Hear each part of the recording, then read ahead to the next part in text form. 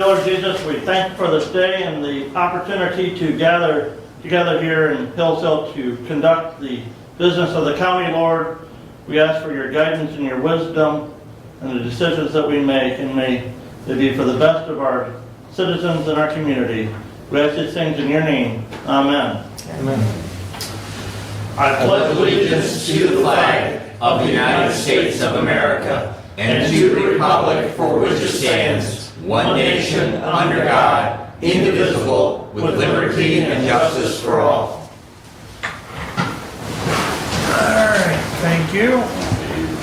That brings us up to public comment. I will read our rule on public comment. A member of the public may address the board after receiving recognition from the chairperson and giving his or her name. Public comment shall be limited to a period set aside at each meeting for such purpose, and each speaker shall have the floor for no longer than 5 minutes unless the board grants an extension. Board of Commissioner Rules and Procedures and Bylaws 5.13-3. We also ask you be respectful. So with that, anyone wish to address the board at this time? Ladies first there, Bob. Renee from the Hillsdale Veteran Affairs. Every year, the state gives us GDX numbers for the revenue that each county brings back from their Veteran Affairs office back into their county. It's called, GDX stands for Geographic Distribution of VA Expenditures. And for the year 2022, the Veteran Affairs Office downstairs brought in $32 million in revenue for veterans and widows in the county. And that's writing claims and for compensation, pension, so on and so forth. The claim work was $16 million and the medical was $15 million. So it's just an update on how the office, that's the highest we've ever had. That's our highest so far. So I'm just trying to keep striving for better. So. Any questions? Renee, Meet with you after the meeting. If Okay. you could. You gonna come downstairs? I will. Okay. All right. Yes, sir. would you go ahead and put a plug in as far as the scholarships that we're going to give yes. out? So every year we give scholarships to children and grandchildren of veterans of all the schools in the county.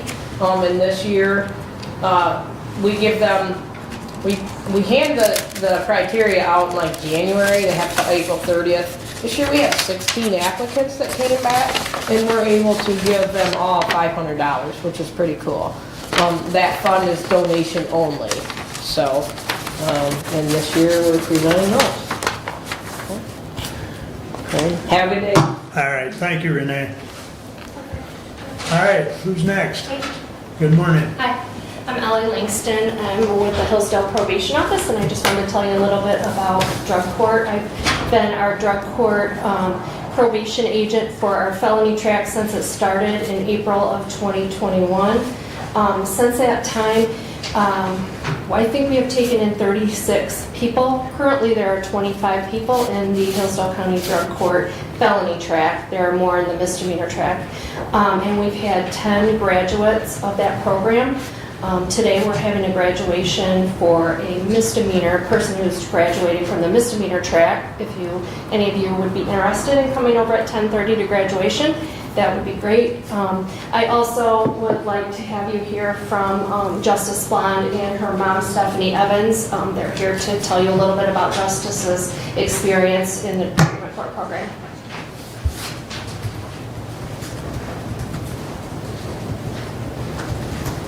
Good morning. My name is Stephanie Evans. This is my daughter, Justice. And we just wanted to kind of get in a little bit of detail about drug court and how it really helps save Justice. Both my husband and I were business owners in this community for several years, and we never thought that we would experience anything with drugs in our family. We came from a good background. We never had this issue before, and it kind of hit with my daughter. We went through a couple of years of her in and out of jail. Jail was not helping her whatsoever. It was actually making it worse. And she was given the opportunity to go to drug court, and she attended drug court for over a year. I believe that drug court really does work because they're holding them accountable. They have several different counseling sessions that they have to go through. They have IOP classes, women's group. They have continuous drug treatment plans like set in place for them, so they have to level up as they finish each one. So it's like 5 different levels for them to go through to be able to advance through each level. They're also drug tested very often, so that's a really good part as well. I really urge you guys to try to go to a Tuesday court session because I didn't know the extent of how bad it was in this community until I went. And Justice thankfully has the support, but a lot of these kids don't, and they really truly need it. This honestly was my daughter, and it works. So I hope that you guys take this seriously. Thank you. All right, thank you very much for the comments. Anyone else wish to address the board at this time? Bob? So, good morning. Good morning, Bob. Thank you. One thing I really want to stress is that all of us are curious about our monies, what has been in villages and so on. It's almost as if, I want to say, it's being looked at more strongly, that it's as if the board is using our tax dollars like it's a credit card. That means we can expend any kind of monies we want and where we want without having it, until we pay the interest on it, much later down the road. I'm very concerned about some of the people that I've been talking to. I'll say, whatever she brought up, the confession is fantastic. I got a chance to talk to a couple more people that are recovering, and I think it's a great thing. It's a program that each one of them are getting and gaining some kind of value, bringing it back to real life and not, some idiotic reality. Other than that, I just want to kind of say that when you are this is for those people that own apartments and such, there's been some kind of confusion of, it's called a notice, or demand of possession. On these paperwork, it simply gives a very clear statement that once you've been given, as a summons and such, that a person would have 7 days to make up and pay. And instead, these folks just move out. You need to at least express to them that, as I would, 7 days means 7 days from the time you serve them, that they have 7 days to come back and within that 7 and make a payment so that they can stay in their place in residence. But it is important that a lot of them don't know it. They just take it and fly in the air and don't know what the hell they're going to do. So, I'm hoping that the apartment complexes down here also would still take a look and see how this is going to affect some of the people. And without housing, we're going to be someplace else. I know I have maybe a skosham of a minute, but anyway, thank you. I want to say the lithium battery thing was pretty bad. I hope that I haven't heard, and I don't hope you guys will speak on what did take place the other night at the solar energy, which I haven't heard anything on that, but I hope you guys will speak on that. So again, thank you guys and have a great day. All righty, thank you, Bob. Anyone else wish to address the board at this time? We do have another public comment at the end of the meeting. All right, hearing none, we'll move along. Thank you, Ellie. Thank you. Thank you. Thank you. I would entertain a motion to approve the consent agenda. So moved. Support.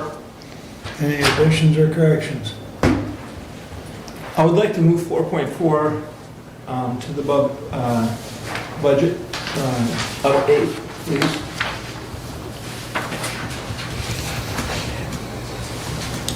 Is that a new motion? He's pulling it out of consent. Yeah, it's just being pulled.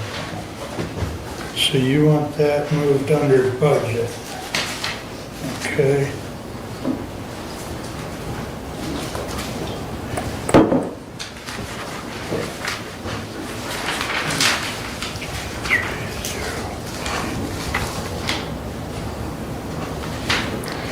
All right. Just as a quick housekeeping note, and I know I talked to Brad about this, because of diligent and the way votes are recorded, we'll still do a voice vote on like consent agenda and regular agenda approval, but for all resolutions going forward, we will do a roll call. It's easier to keep track of the yeses and nos within diligent, so just a little housekeeping. But is there any other additions or corrections to the consent agenda? With with 23-081 pulled, all those in favor signify by saying aye. Aye. Opposed? Passes 5-0. Correspondence is listed. Any comments on correspondence at this time? You know, a comment, do you know anything about the NGARD letter for the siting in Camden Township? Do you know any additional information about that? I do not.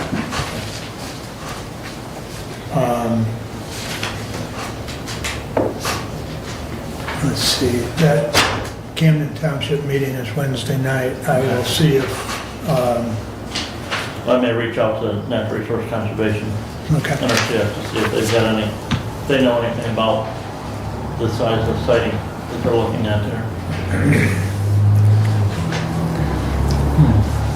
Well, I think we heard here a few months back that there was some activity that got turned down in Steuben County, so they basically came across. That would be my thought as well, but who knows? Yeah, I don't know the full details, but if you get a hold of somebody, just shoot us an email. If not, I'll ask Dwayne on Wednesday and then let you know as well. But all right. Anything else? All right, I would entertain a motion to approve the regular agenda with 2381 being moved to budget. Move to approve? Support. Moved and supported. Any additions or corrections? Who supported? Doug moved and I believe Brent supported. Okay. That's good. All right. Which year? He's in stereo. Yeah. All right. All those in favor signify by saying aye. Aye. Opposed, same sign. All right, moving right along. That brings us up to our standing order, which is Namrata. Good morning. Good morning to you. Good morning, Honorable Board of Commissioners. It's an honor to be here again. And so here we are again with the Planning Commission of the county. As you know, for many years, we've been working on the ordinance first and then the master plan. And I did hear a little bit of questionnaires that did come up from the board members here in reference with the proposals. What the email that you had received in the month of March were, these are some things that have come up from our county planning commission for years. We've been working on what would we need to move forward. Obviously, funding is always a positive. No funding, but still positive. You know, we still have worked it out. Let me just give you a little bit of background. So if you do recall, back in the 2021, the ordinance that was brought over here, we had a public hearing. If you remember, it was updated by the County Planning Commission, which was dated May 17th of 2021. And we had to do that at a regular meeting, and that reflects the updates. And as of now, it sunsets in June 30th, 2026. And this body over here, the Board of Commissioners, went ahead and had the public hearing, and we had adopted that. So it went on in effect for July 1st, 2021, if you recall, and since that it was updated we are now in the next phase, and the next phase after the ordinance is simply the master plan. And so the Planning Commission obviously has worked on various levels on that. Many of the terminology is usually mistaken. The master plan is not the ordinance, it's a lot different. And the master plan is entirely, it's different, it's a comprehensive development concept. We have an 84-page right now that is on our website that has to be updated at some point. Proposed forms and dimension explaining all of it, that we cater to transportation, community facilities, villages, townships, neighborhood housing, parks, open space, land use, economic development, and all of the materials, graphic outline, all of those things, they basically stretch out an outline strategy that shows the major element projects that includes in the county's planning commission. Now the townships and the villages, cities, they have their own planning commission. Counties don't necessarily have to have a county planning commission, but we opted several years back, our board, and I remember Commissioner Benson was there, and we had very positive feedback at that time to keep on with our planning commission. As an advisory committee, we do handle PA 116. All of the farmland procedures, all of those review planning, all of that thing that we take care of. We maintain all of that on file. The agreements that we have with the PA 116, as you know, we review every particular form that come from us, from the agriculture. So again, we try to maintain all of the local control rather than having it go completely outside our county. So if you don't have a county planning commission, which I get the information of the different prospects that you have, or and plans that you for the planning commission. Think about the fact that what is being currently handled by the county planning commission. Reviewing of all of these are very strategic. They're very lengthy. This body, the planning commission, handles all of the agreements that come from farmland development rights. Anything that is not in ordinance or is not in compliance, we send it back and then have it all corrected. Now, if you were to not have the planning commission review all of this, what will happen is you would still have to go outside your limits, which would be outside of your county. You would have to go to Region 2 Planning Commission to handle all of those reviews, and then it would come back to the body, which is the Board of Commissioners, to review and then take your action. There's a timeline, there's a gap involved in all of this. My whole perspective is to, when we handle all of this as County Planning Commission and the master plan in place, the ordinance is already in place, it is to be reviewed every 5 years by the state, in accordance by the state law. So, as it relates with that, this Planning Commission, the body, performs its work so that we can keep as much as possible the workload in a local control, rather than having it completely drawn to outside your entity. So in reference with what you had received, which was the proposals, the Planning Commission asked the Region 2 Planning Commission, Jacob Hurt, he was very kind enough, he presented with us as to what he could offer. As you do know, we've been working on asking if we'd like to go through the MSU extension to review currently what we have, or you go through another body completely. There are another company called McLennan, if I'm not mistaken. There's MTA, there's Region 2 again. There are several. You don't have to. What you have in place right now, what was brought to you by the Planning Commission, is something, would you like to go for this proposal? You have a couple of options. Either you go with those options, or you can choose to go with any other entity, or choose completely not to go with any funding at all, because every of this review, to put a master plan together and to put in your MCLs and all of those things, the 9 yards, will require funds. And so far as you know, the Planning Commission has never asked for anything other than the funding. But again, even without the funding, we can still operate without going through any of these proposals. So we can simply review it and have them on the file, and then keep them on the website. Right now, what you have, the comprehensive land use plan that you have right now on the website that shows, and I sent it to Commissioner Wiley as well last evening, That is what we have. We've been working on it. We've been working on it for a couple of years. We do need strategizing, and if you would like to go with a company to do that, or would you just like us as a board to do it, we can do that as well.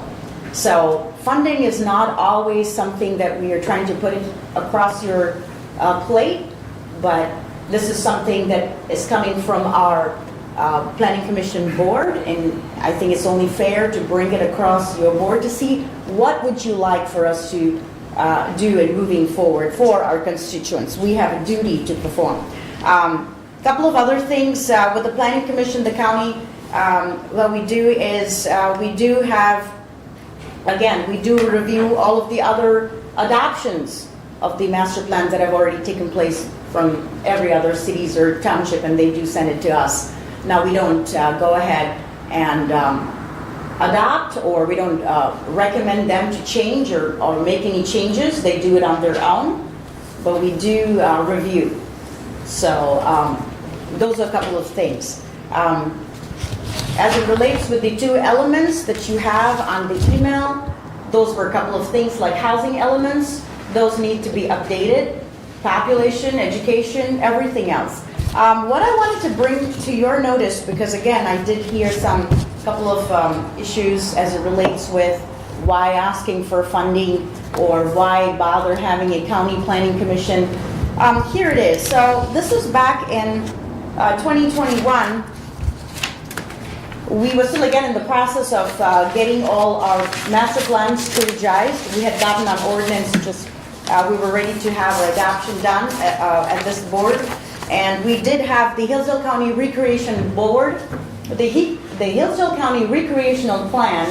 Mr. Caswell, who sits on that board, and many other members that you may know, they sit on that board. They had to come to the County Planning Commission requesting, because they had a 5-year plan for the recreation plan from their township. I believe it was Woodbridge Township, if I'm not mistaken. And while pursuing the grant money that they needed for the Hillsdale County Recreational Plan, they couldn't get the grant money unless and until it was wording. The wording had to be put in such a way in the language, and had to be in our language as per the master plan, in reference with the Planning Commission to include that recreational plan for 2021-2025. And we were, again, in the process of doing it, so all we did was we added as an addendum, if you recall. And it was a dream of many of the past commissioners, for example, Mr. Bruce Caswell, to see that recreational plan come along. And I would like to actually congratulate him, which he had it fruition. We saw that come through, that particular township, I believe, and including the recreational plan. They did receive their grant only because the county's planning commission added the addendum, and we had that all in place. So the county planning commission does play a role, whether you can put your dimes and pennies or not, it doesn't matter.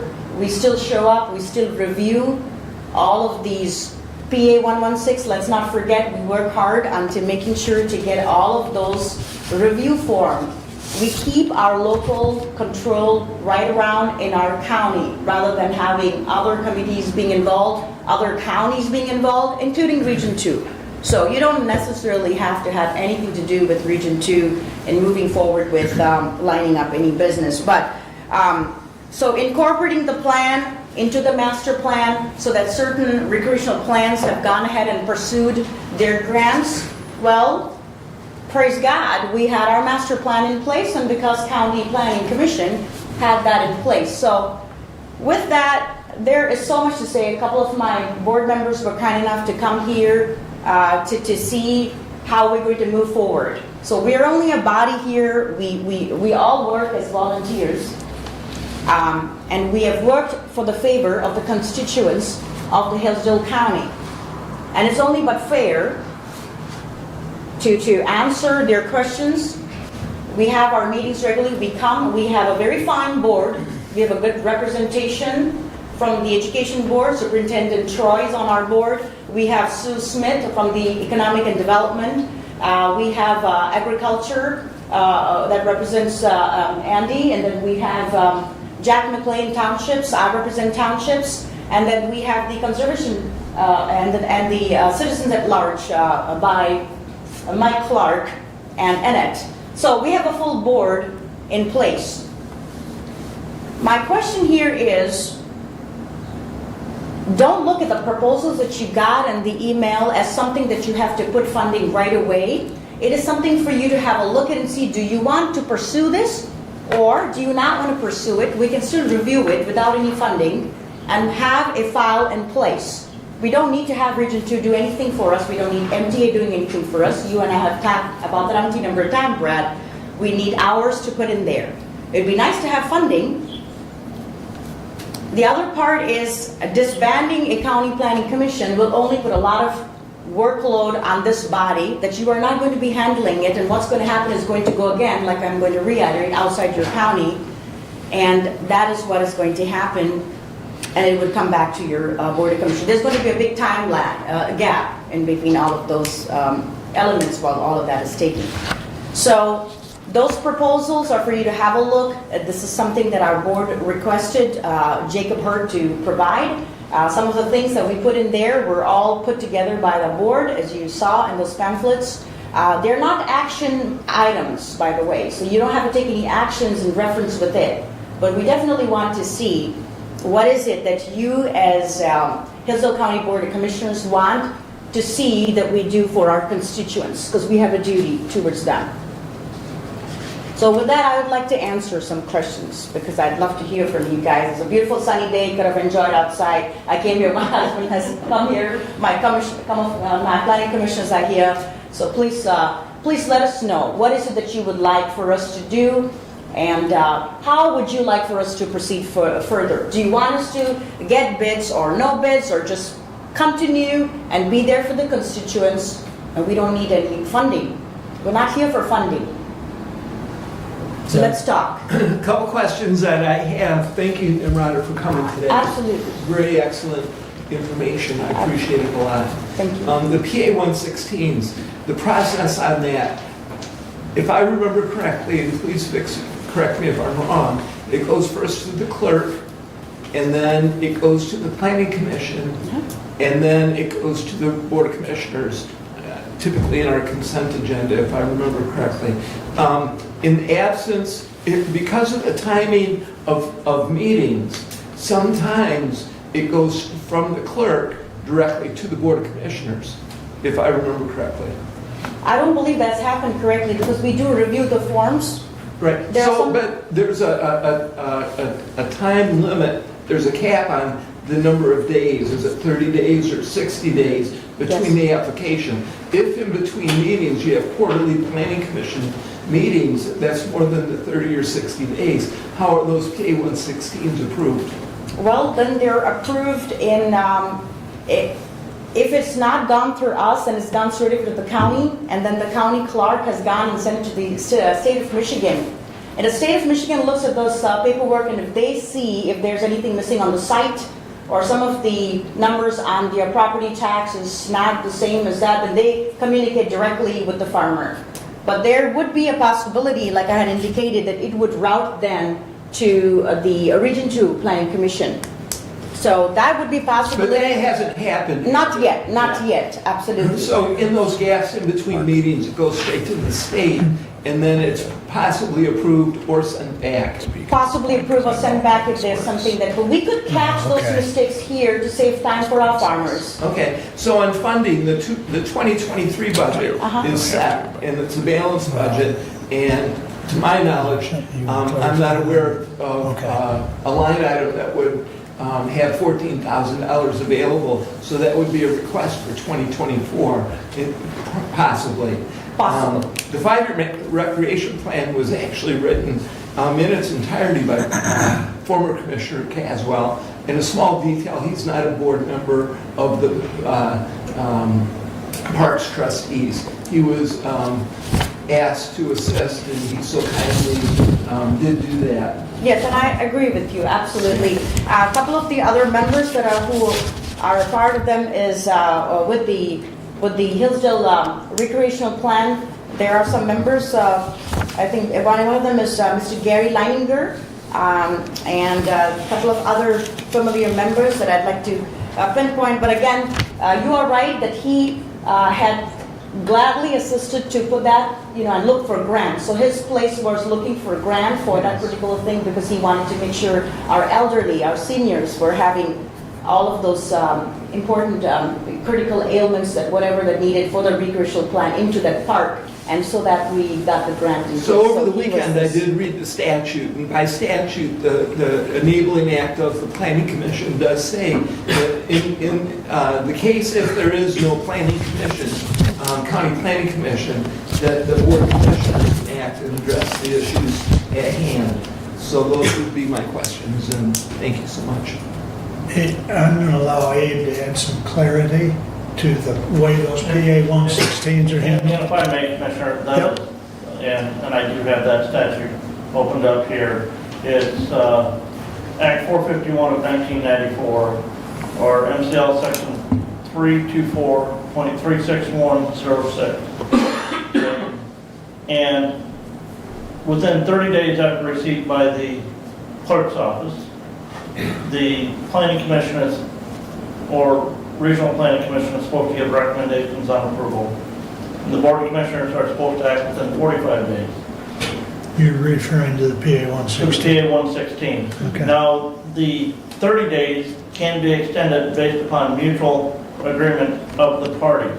So I don't know if the clerk's office, if somebody brings in PA 116 paperwork and the planning commission meets bi-monthly here in Hillsdale County. I think your last meeting was scheduled for March 30th. Yeah, March 30th. Okay. So I don't know, the clerk's office would have to specify if they notify the individual at the time that they bring that application in, that the planning commission's not going to meet for another 45 days. Can you give us the extension to get that done so that we can then get that to the board of commissioners for approval?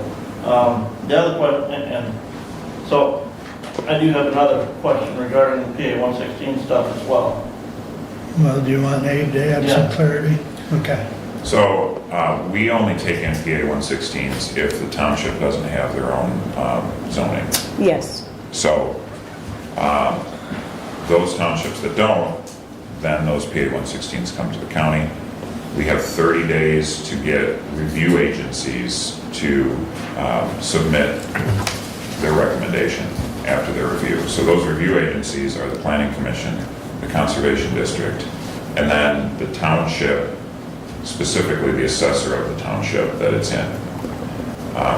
Standard PA 116s say that after that 30 days, we can proceed with or without them. And we usually don't follow that. We give more than 30 days because it's not really a problem unless we're getting close to the November deadline when they have to be submitted to the state.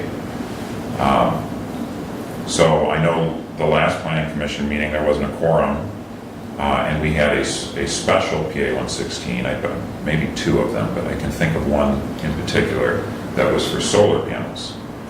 And I had checked with the state on that, and they said that the 30-day period, not the 30-day period, they said that I couldn't proceed after 30 days because the quorum wasn't there. I had to have the planning commission's review on the solar panels. That specific application. Because that one was a change to a PA 116 agreement that's in place. Right. Well, I believe that's the case. I mean, regardless, they wouldn't let me move on until the planning commission or, like Namrata said, Region 2 had something to say about it. So we're at a standstill on that until the planning commission can review that. Does that answer your question? Yeah, and again, so my next question was regarding those changes to PA 116 agreements, specifically that one that you just referenced. If we get recommendation for or against that from the planning commission, that still comes to this body Yes. to adjust. That's correct. And then we do also have unzoned communities. So not every township is zoned, and we cannot force townships to be zoned or unzoned. So it's up to the townships. So that is why these farmland development rights, which is that PA 116, as rightly indicated by Abe, that's how the structure is and the procedure. How many municipalities in the township in the county are not, how many townships are not zoned? Is it 11? I don't know that number offhand. I believe it's 11.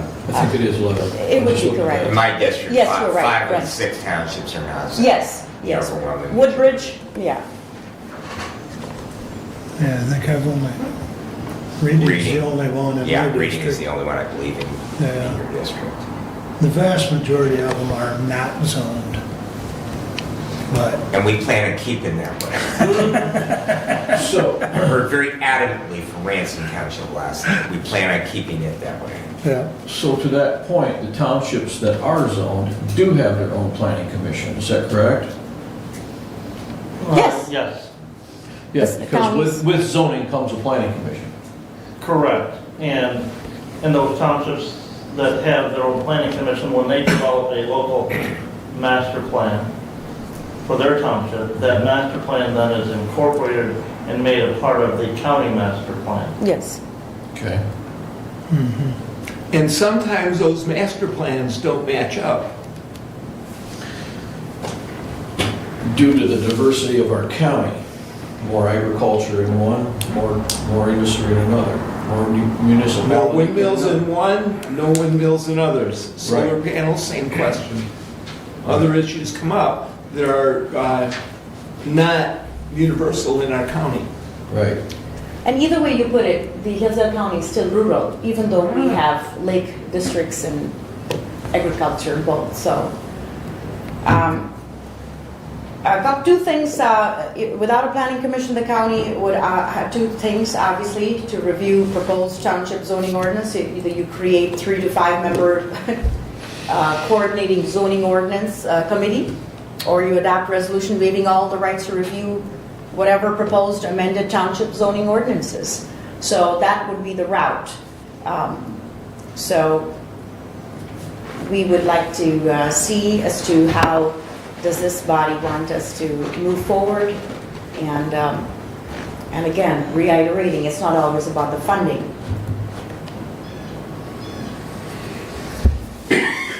other comments or questions for?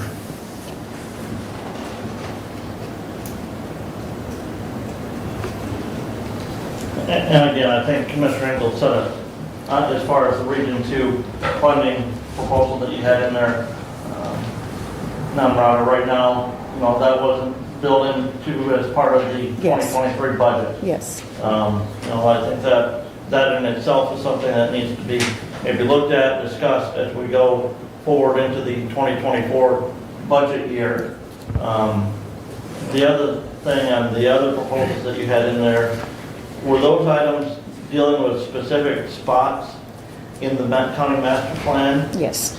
Yes, that needed to be reviewed. Those are some things that we put together. These numbers have to be reviewed at some point. Again, when it comes down to any proposals, I would never sit for one proposal. Look for bids and see what works.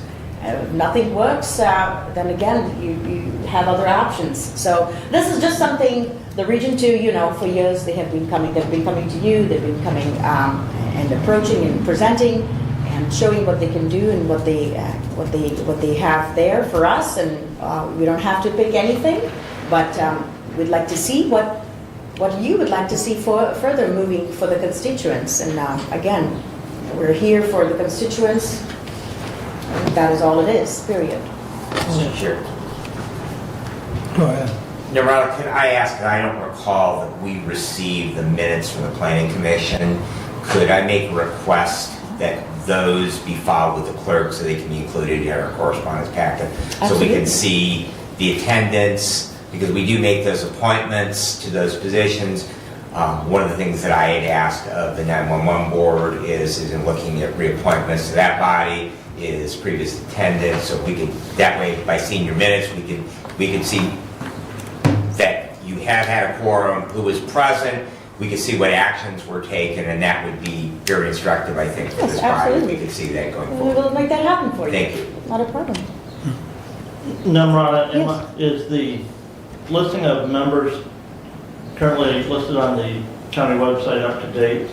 It's showing that the City and Villages position is currently vacant. Yes, everything is updated as As for well now. as We the are, the agricultural representative. Yes, please. We are in need of that, and we are also in need of the other one position for I believe we've been trying to fill that Farm. ad position for about 4 years. The agricultural and the cities it and has to villages. come out from the Farm Bureau, from that entity, if I'm not mistaken, from the agriculture.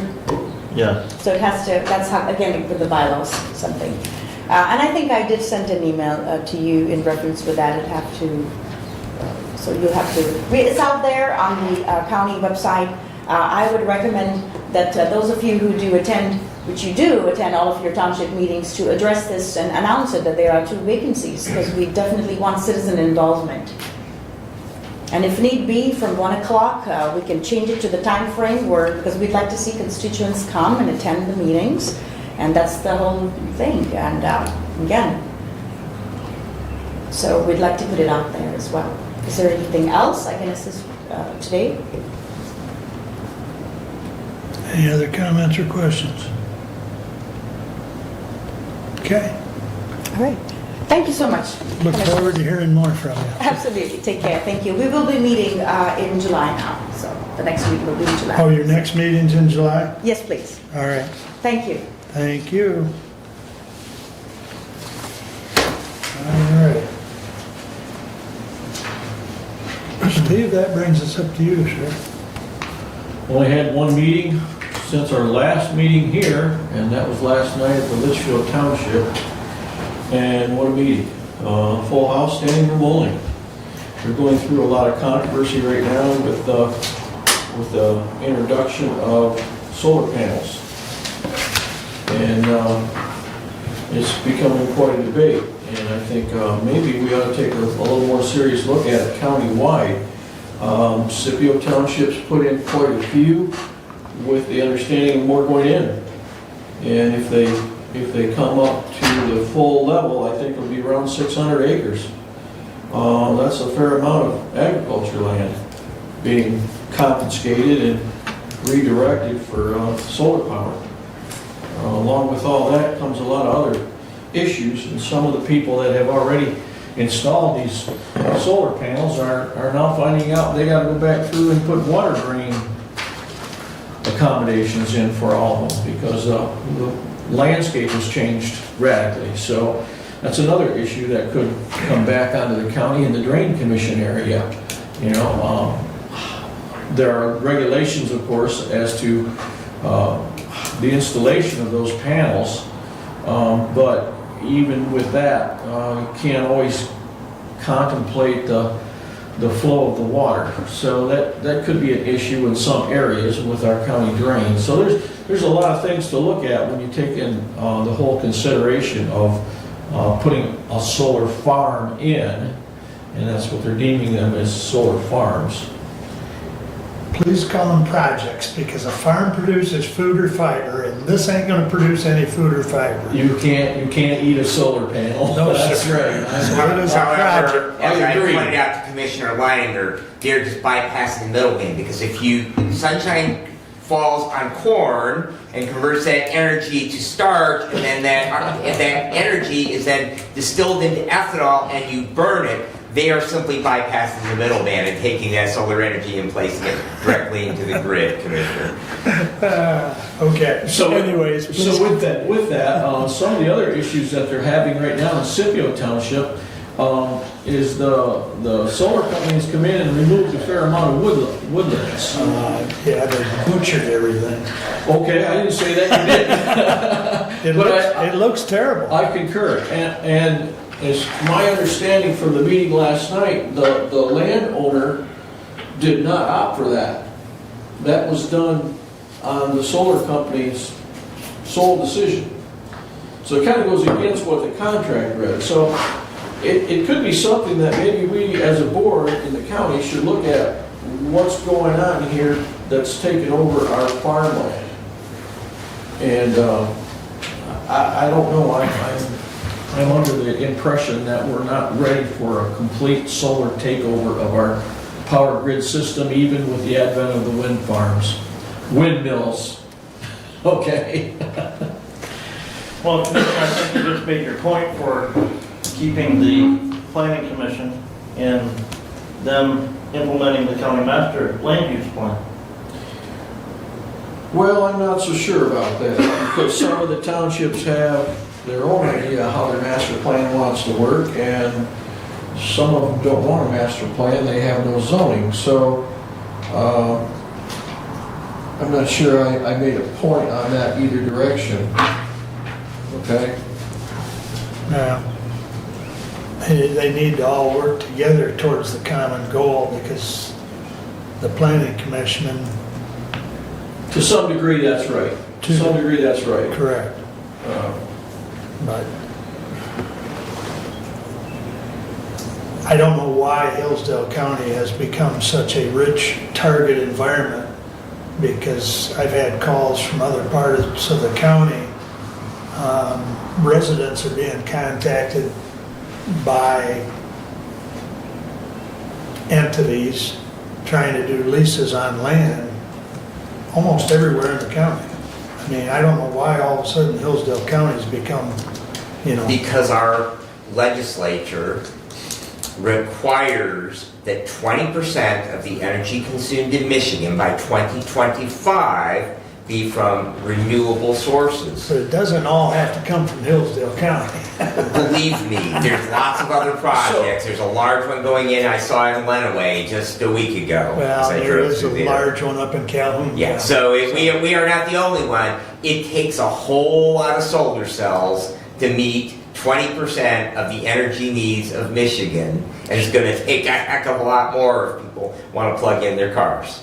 So the landscape of Hillsdale County might be more, let's say, interesting to these folks, because we're a little, I want to say, less rich. Okay, we're not as rich as some of the other counties. So on a one-to-one basis, from a landowner standpoint of view, it might be very appealing for a solar company to come in and offer that $1 million program to the landowner. As a farmer, I think that's a pretty hard pill to swallow. But again, you can't eat a solar panel. And at some point in time, we'll run out of farmland.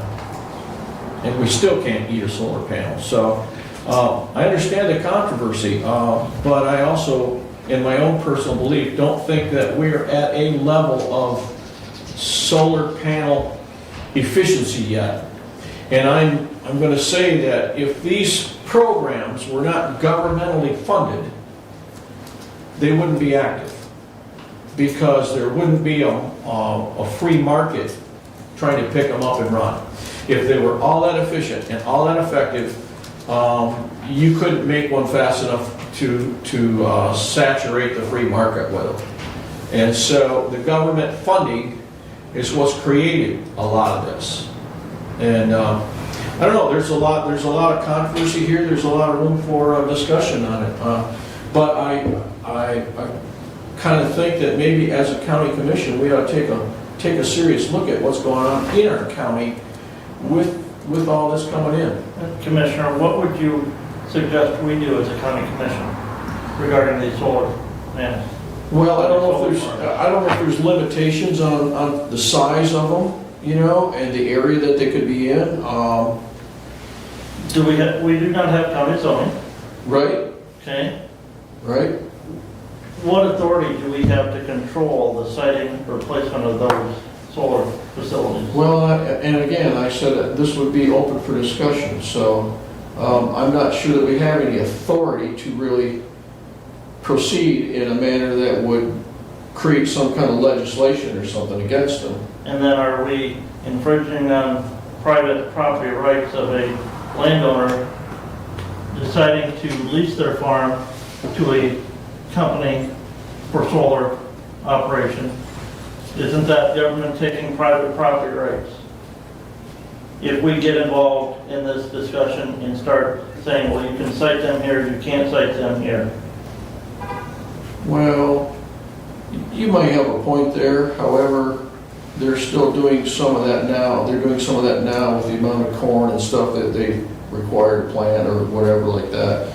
And No, the USDA has not required acreage planning since 1984, 85. Okay. Yeah, somewhere in the mid-80s. Yeah. 86 maybe. Now, but there again, that requirement, that was an agreement entered into between the farmer and the government, and in exchange, the farmer then received government payments. If the farmer didn't want those government payments, they didn't have to enter that agreement. That's true. That was a mutual agreed upon decision. That's true. Same thing, we talk about these solar farms. That's a mutually agreed upon decision, entered into a lease agreement or a purchase or sale agreement of real estate between private property owners and corporations. Well, you can't stop somebody from doing what they want to do on their own property. That's what you're saying. And I agree with that. There's no way you can do that. Well, there is a group, Steve, and I'm not real familiar, but I'll try and do some checking. There's a ballot proposal that's being passed around to get enough signatures to try and get on the 24 election tab.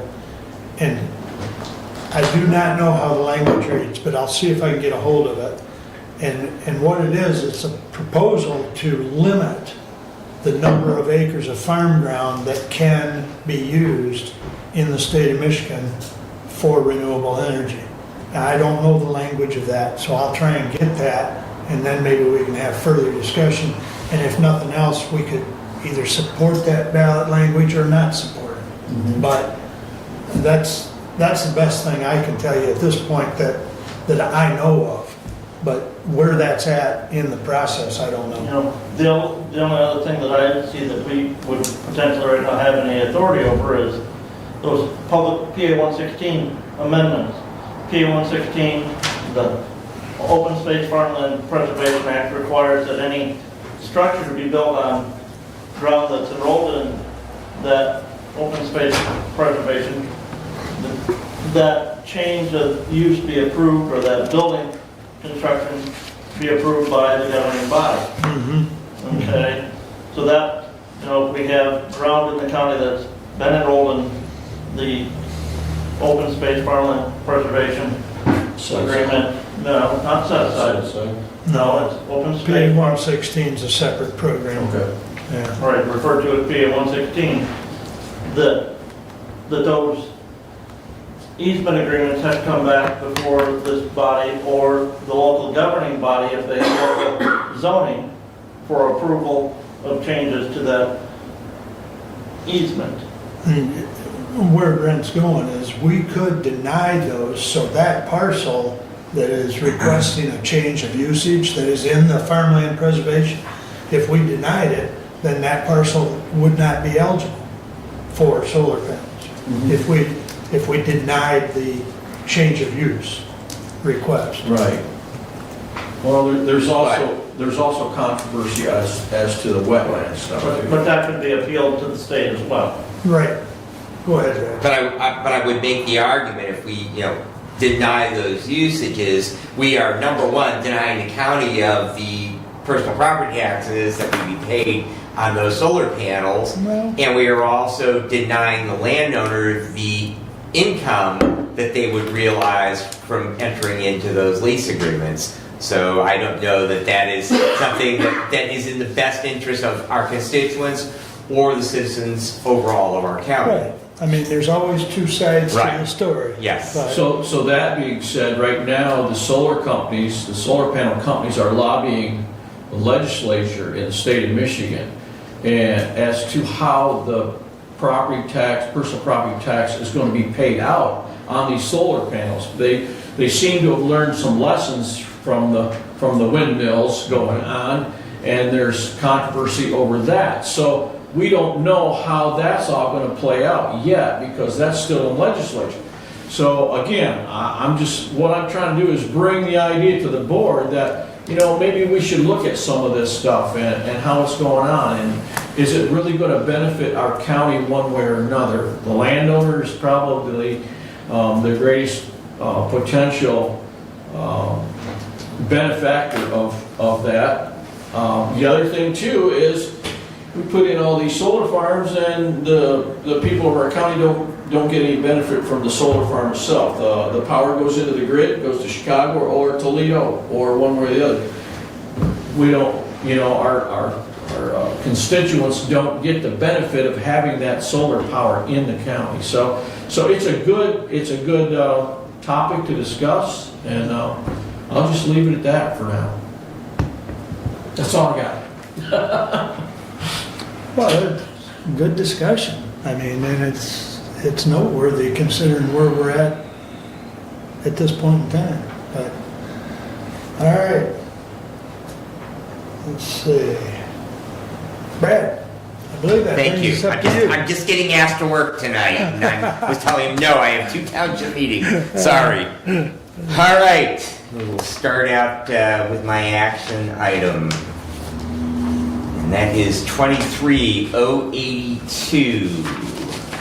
The Honorable Board of Commissioners, whereas the Hillsdale County Community Corrections Advisory Board, the HCCAB, met on April 26, 2023 and approved the HCCCAB 2024 fiscal year for submission to the Michigan Department of Correction, MDOC, Office of Community Corrections. Now therefore be it resolved that the Hillsdale County Board of Commissioners approves the submission of the HCCCAB 2024 fiscal year grant application to the MDOC Office of Community Corrections, a copy of which is attached to the resolution, and I would move for adoption. Second. Doug support? Okay. Thank you. All right, so this is a follow-up. Get back to my notes here. This is the final step. I will note that 2024 in this case is the state fiscal year, so that begins on October 1. So the timing is a little bit more urgent than it would be if it was on the county's fiscal year, which is a calendar year. So this is the final step in submitting for this grant. The first was to allow for the creation of a community corrections board, which came to this body. We did do that. Then we approved the bylaws and also the appointment of board members. We've taken those steps previously in this body. Final step, requesting approval of the grant application. I will point out that in our current county grant policy that was adopted back, I believe, in 2017, because there is no match to this grant, no financial match to it, we do have to apply space for the employee, probably some technology, probably a telephone, but beyond that we have no dollar match to it, so therefore it does not even have to come back to this body. However, as a process of the step, Judge Lisney has wanted to include the Board of Commissioners completely in this, but it does not require our approval for her to apply for this grant under our current policy. So, but she wants to be completely transparent in applying for it. This program is a great addition to our court system. We've heard today a little bit about our drug court. This will be a supplement to many of our specialty courts. Hopefully that it will help greatly with our overcrowding issues with the jail and re-entry into society with that population that does pass through our circuit court. There's no guarantee we're going to be approved on it. So we are asking for the funds. However, it is still undecided whether or not we will receive funding for it. We are hoping that it will be, and we can launch the program with this new state fiscal year in the beginning of October. Commissioner, you know where I stand on this. I have some serious concerns with the budget that was presented with this grant. Lack of detail is my major concern. We have a budget that says administration, salary and wages, $25,000. I talked to our finance director. He was not involved in preparing this budget whatsoever. I wanted to know where that figure was coming from. He had no idea. He reached out to someone at the court to try and get that information. We still don't have it yet. I don't understand why we didn't include in the request anything for equipment, for other expenses. And I'm concerned as to the administration of this grant. We recently, just last meeting, had to approve a payment from county general funds for some money that maybe should have been covered by another grant that was administered through the court system. We're not sure yet whether we're gonna get that money refunded to us or not, because in working to prepare for the audit, our finance director determined that that was money that should have been paid back to the county already from the state court administrator, or from the national court administrator grant that we didn't get. And so, my understanding, this grant proposal has the court system doing that reporting, doing that compliance. I have lots of information as far as what numbers were used to come up with the salary and wages, what numbers were used to come up with the pretrial supervision figures. There's no way that I'm going to support this without detailed information. And I think it's bad for the county to submit something when we don't have detailed information, especially right now when we're going through a salary and wage classification and compensation study to know what was used to determine those figures. And I don't have the information, Commissioner. You and I spoke yesterday on that. I did follow up with Judge Lisney. I have not heard back from her in that regard, but I would believe that it would be based upon similar wages paid in similar positions on our managerial and professional wage scale that we currently have in place. Do you know the deadline for the submission of this? By the end of this month. But sooner, I mean, we need to get this in. I guess the question lies in, could this be taken up at the next meeting? I would move the table. Moving the Second. table is non-debatable. And Doug seconded it, I believe. Is that correct? Yes. Thank you. Roll call, please. Catch up here. Yeah, Doug seconded that. Doug seconded. So this is a roll call on. Yes, yep, roll call on tabling. Commissioner Wiley, Yes. Commissioner Benzing, No. Commissioner Leininger, Yes. Commissioner Ingles, Yes. Commissioner Lanius. Yes. It is tabled 4-1. We will bring it up at the next meeting with more detailed information.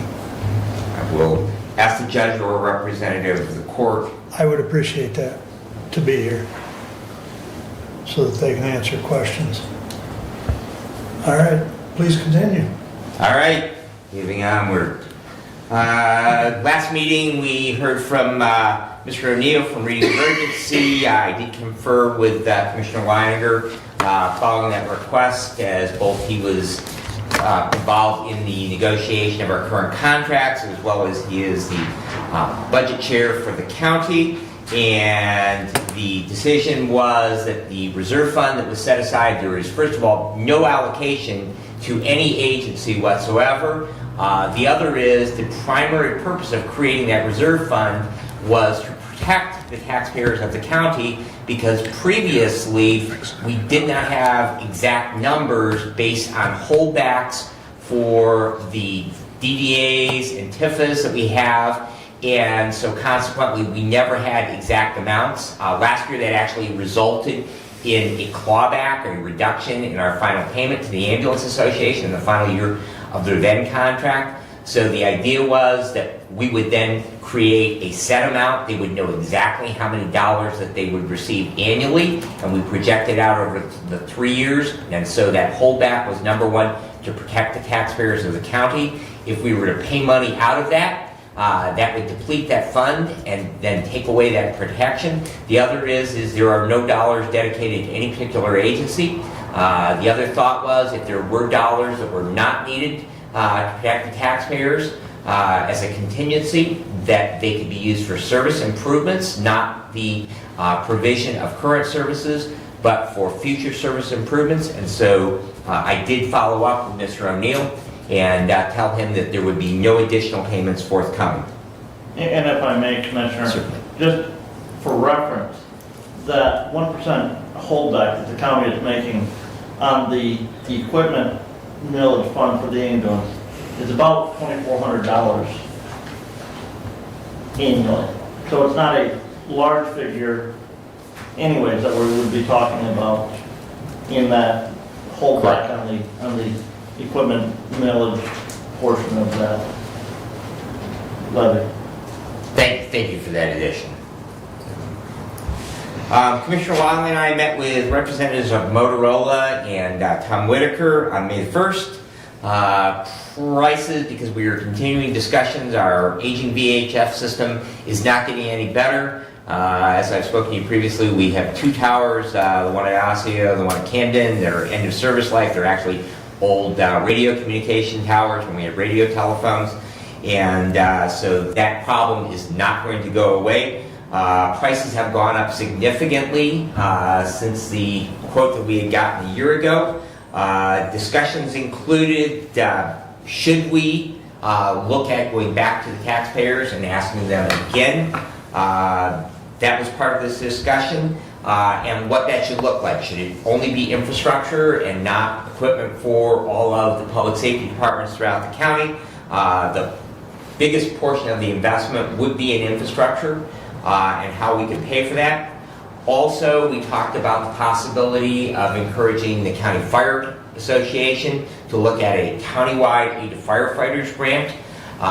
Those Aid to Firefighter grants, if collectively had all the departments apply together, such as we did back in 2010, that increases the success of that. Those grants do require a match, and that would be a pretty good chunk for the local units of government. And so there was some discussion if perhaps that we could look at as part of that project, if we were to move towards an 800 system, that the county would make up that 10% match. If the fire departments would apply for that, that would not help the EMS agency. We have one private nonprofit because the other EMS agencies are all fire-based, and so they would benefit from that. However, it would not benefit our police departments as well that have not gone 800 already. So how do we bring those along? So the other suggestion that came out of that is that we continue to talk with our state legislators. And so I am currently in the process of trying to facilitate a meeting with Senator Bellini.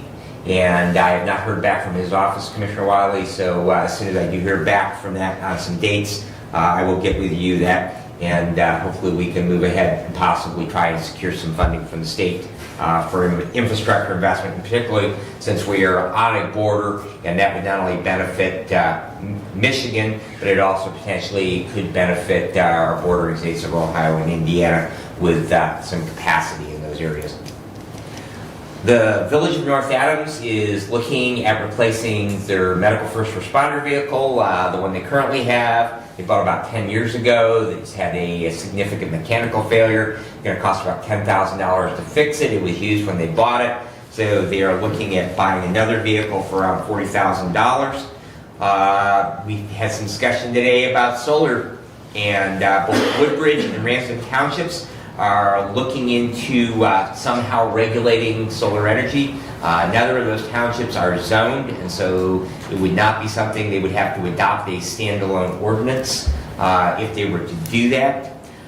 Jefferson Township is delaying their meeting for a week. Evidently, they had some people that were unable to attend on their board, and so they will be meeting a week from tonight. I have prevention works coming up on this week on May the 11th. The Emergency Telephone Services Board will meet on the 17th, and I will have my first meeting with the Hillsdale County Child Death Review Team on the 23rd. And that concludes my report, unless there are questions. Thank you. Any questions for Brad? Doug? Some of the conversation that I've heard about the 800 with us as Hillsdale County being a border state with Ohio and Indiana seemed to be that there were favorable discussion points anyway that to help complete that corridor actually across the state. You know, the southern tier counties are all border counties, and it seems that discussion could come from the state legislature to try and remedy some of the issues along this corridor. The only problem, Commissioner, is that the counties along the border have already transitioned to 800. They already have. The exception is sort of Branch County, because Branch County built a proprietary, non-state compliant system, and they use a patch to integrate in, of which we've seen some news media about how the state police are having problems accessing that system. But other than that, the other counties along, they actually are already on 800. So the capacity would actually be more beneficial with Ohio and Indiana than it would be in Michigan, which would hopefully then be leveraging some of those federal dollars. American Recovery Plan, the state is awash in a bunch of money that is flowing down from the feds, and so the thought was perhaps we might be able to secure some of that funding. Thank you.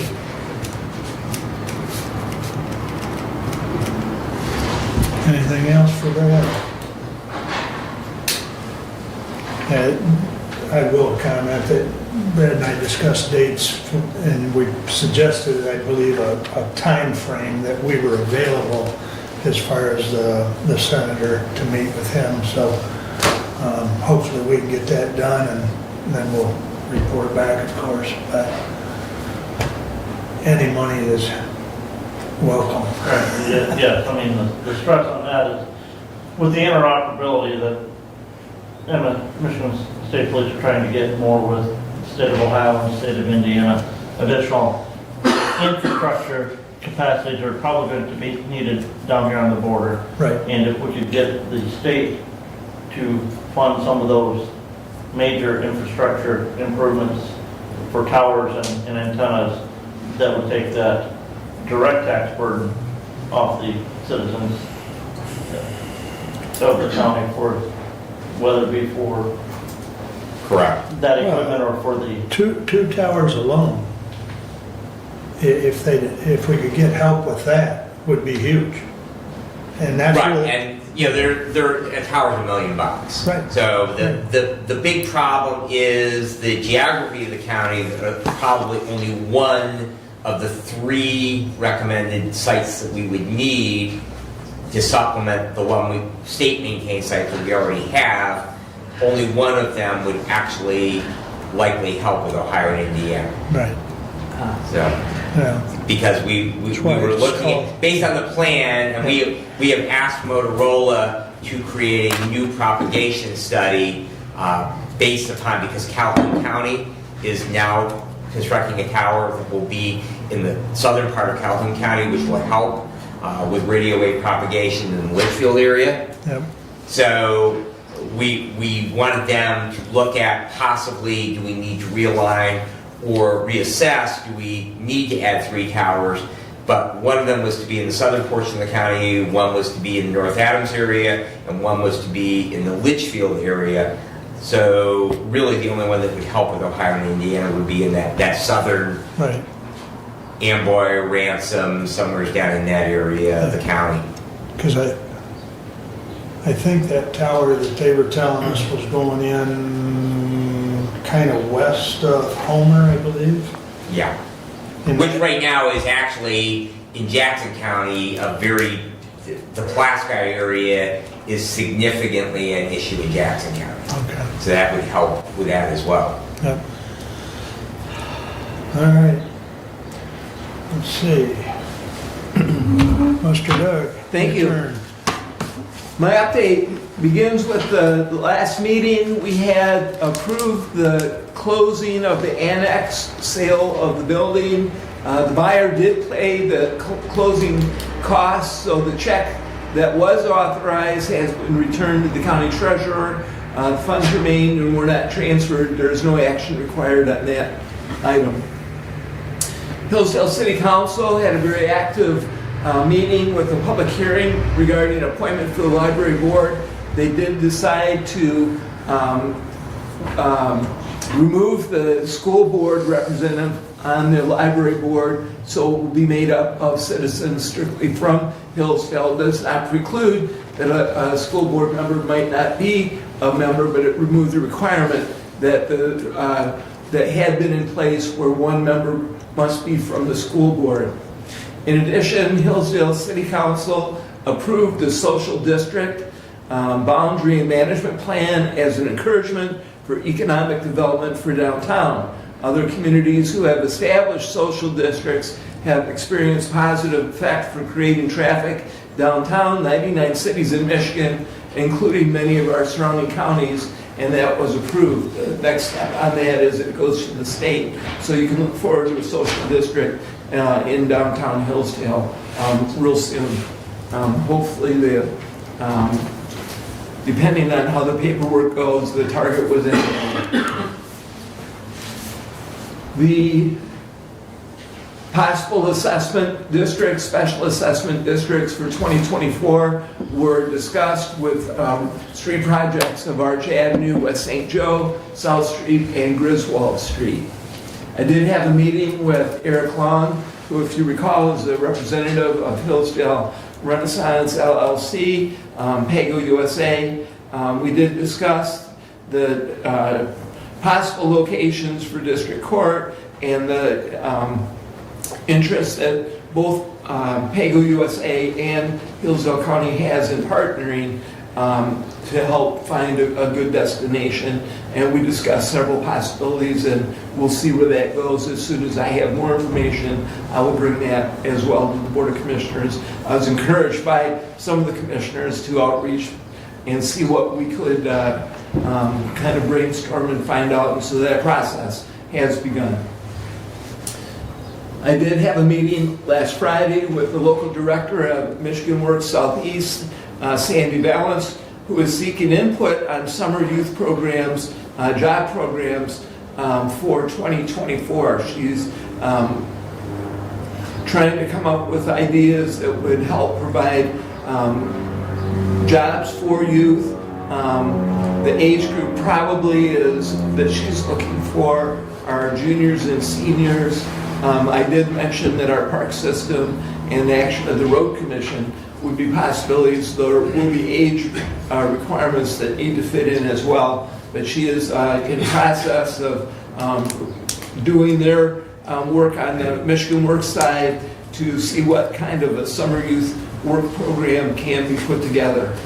Beyond that, I've had various meetings with Hillsdale City Manager, County Department Heads Finley and Wheeler, and tonight Hillsdale Township, Thursday Parks Commission, and Parks Trustees and Road Commission. So that completes my report for today. Happy to answer questions. Just a comment, Doug, and I did at least leave a message for Bob Godfrey that if the road commission hadn't done anything on the radio, they may want to do something as far as the detour. M49 is detoured around because they're working on that drain. The state's replacing that tube on M49 right there near Arkansas Road. Okay. So you may want to check, because even this morning I noticed a huge shift in traffic flow. There also will be a similar project on M99 South in Ransom Township later this year. I'm happy to report that Ransom Township now has a traffic light because I would say that a traffic light that is very seldomly observed and abided by. But that also will require a detour because that will be a very significant, the drain that runs under that is county drain. It will be a combination project with the County Drain Commission and MDOT. The Road Commission will not be involved in that. They don't have evidently the capability because it will require trench protection because of the depth of that project, and the road will have to be shut down for that detour. So that will be coming sometime in the summer as well. And Commissioner, I did mention to a road commissioner last night, road commission's out working in our neighborhood and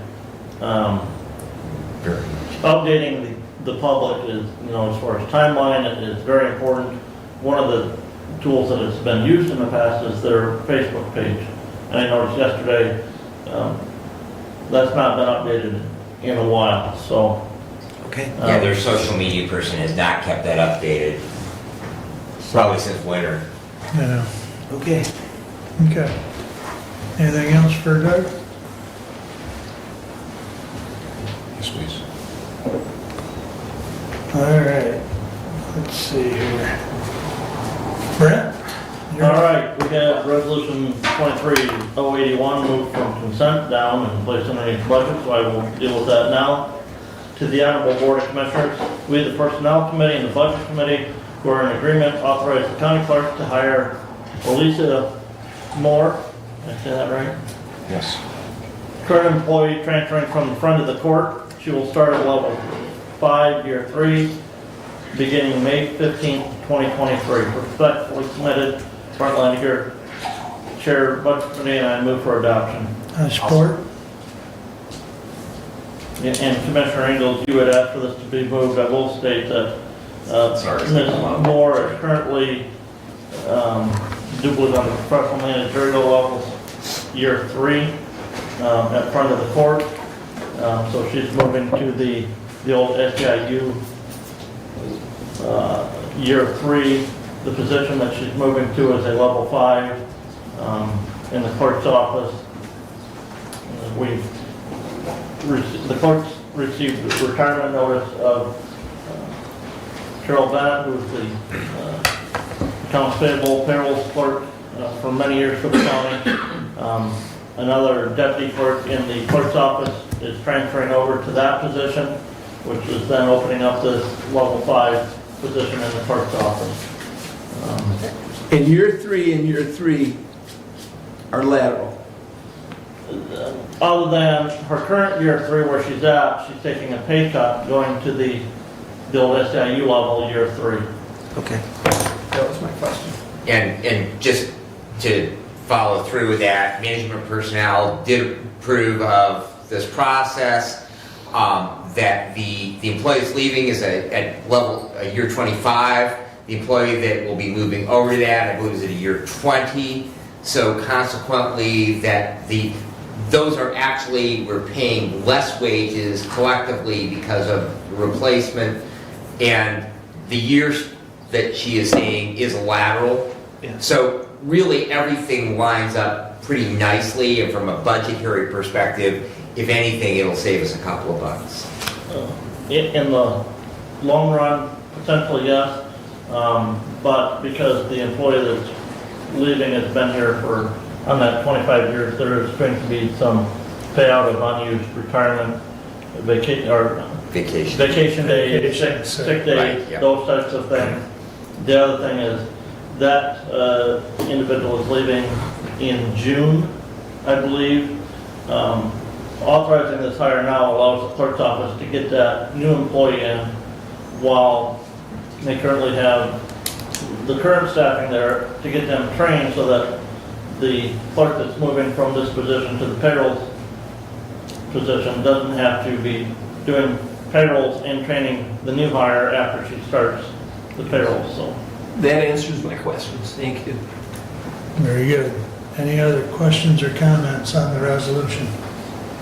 I would just like to thank the clerk's office for working with both budget and management and personnel and coming to a resolution that I think works and stays consistent with the policy that we've had in place. That thank you. yes, and anytime an employer can hire somebody and get them trained while they still have the current employee in that position, going to be better off for them, for that employer going forward. Well, and I think it speaks well that this individual wants to move from one office to the other, but yet take a pay cut. She's a committed county employee is the way I view that. And so I appreciate her commitment. So, and yes, she will have approximately 30 days, 30 calendar days, less than 30 work days, but of training time. So I think it's beneficial in that respect as well. But any other comments?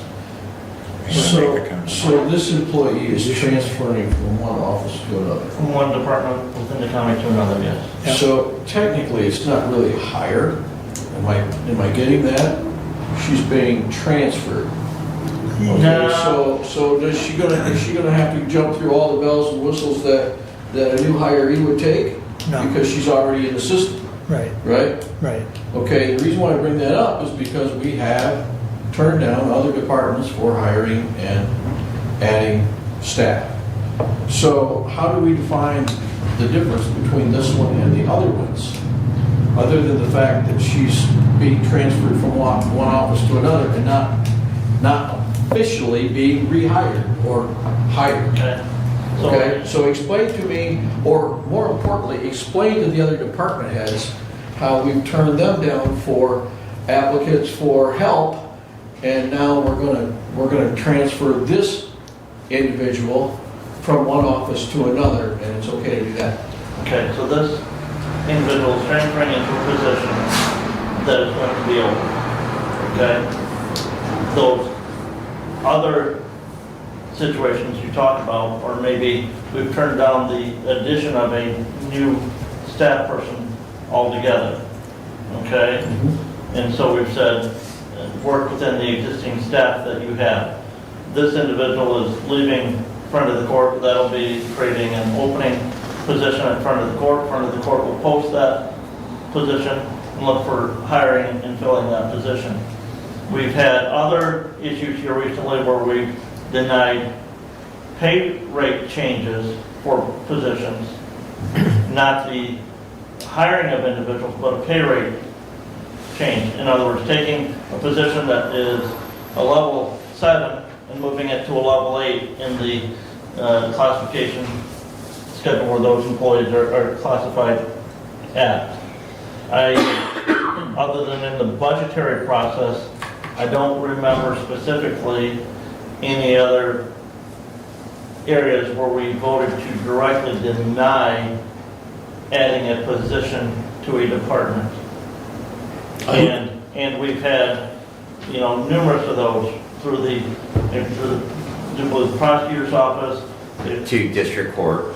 the circuit court Trains. but drains, we didn't deny adding a position. No. Because there are 3 That was the approved. level 7, 8 discussion. Right. Correct. There are 3 approved drain maintenance positions within the budget. So, And we actually don't approve or deny those for those elected officials, such as the county clerk or the drain commissioner. The only thing that we would approve is a change in rate. So actually, that all we are doing is we are approving this lateral transfer because they're coming from one schedule to a different schedule. Okay? Doug? Replacement employees is ongoing. It goes through the posting process. And essentially, when you have someone retiring with an open spot posted, and then the hire, Okay. it's not a new position or a new hire. I asked this question to help prevent some other questions coming from these other department heads, because there's going to be some controversy there. So just everybody has some understanding of how this is all working.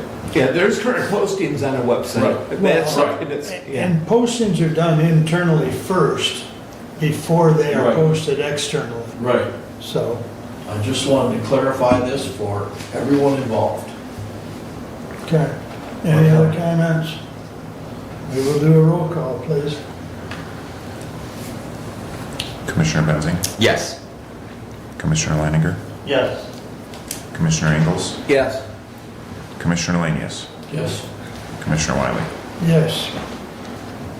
23-081 passes 5-0. Please continue, Brent. All right, as many of you may know, the auditors are here this week in person.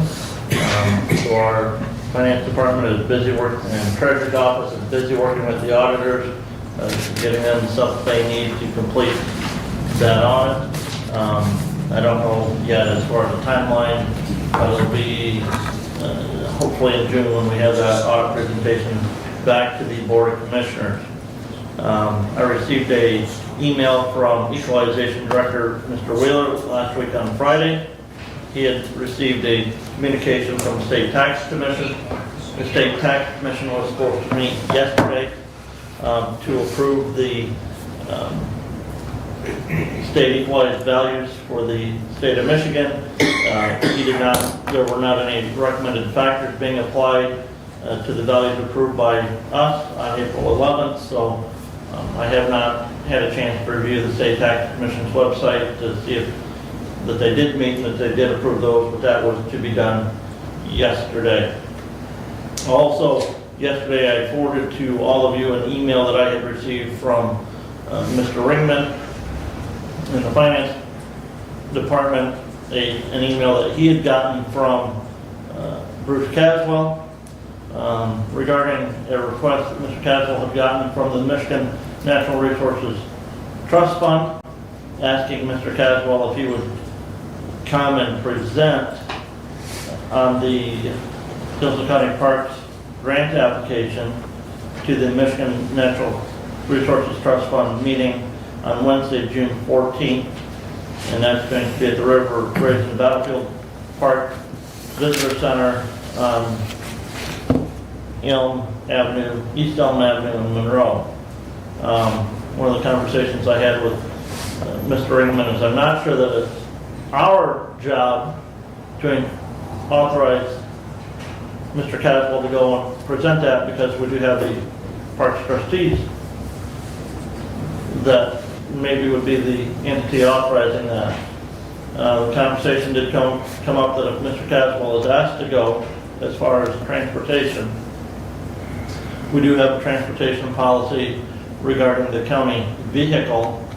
That transportation policy requires that the vehicle can be used by an employee of the county. Mr. Caswell is not an employee of the county. But the transportation policy does allow for payment of mileage expenses to those employees or volunteers working on behalf of the county. We're not, Mr. Ringman and I are not sure that the parks would necessarily have the budgetary resources in their budget to pay Mr. Caswell to go to that meeting and present on that. But I think it is a great opportunity for us to get that grant application in front of those parks trustees, or in front of the Natural Resources Trust Fund. And so, you know, this commissioner, I would encourage the park trustees to try and work within the parks budget to make sure that Mr. Caswell can go and present on that grant application in June. I will. 8:30 Thursday. All right, That is the last that I have.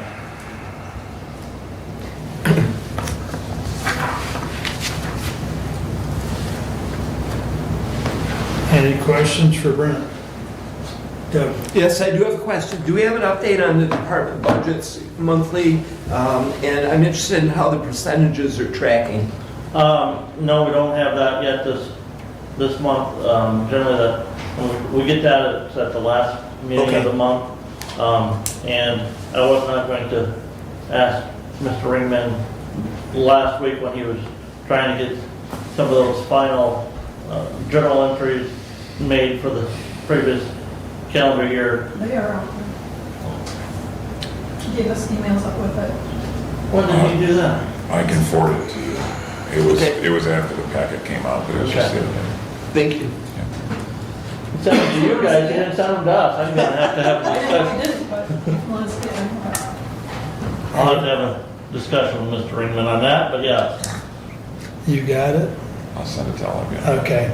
Abe's gonna send it out to everyone. Thank you. All right. Should have it now. Anything else? You want to take a peek at that since it should be in your inbox? Doesn't come that fast. Stephanie, can I see that printed copy? I've talked to Dave Holcomb about that issue, how slow it's going. Oh, got it. Mine came right away. Of course, I'm sitting closer to you. Looking right into that camera. David, slow internet. Okay. Well, I wouldn't harass him. I can't help. You, shoot. Okay. And that report that you'll get, you'll see is through the end of April. And overall in the general fund, we're about 29% expended year to date.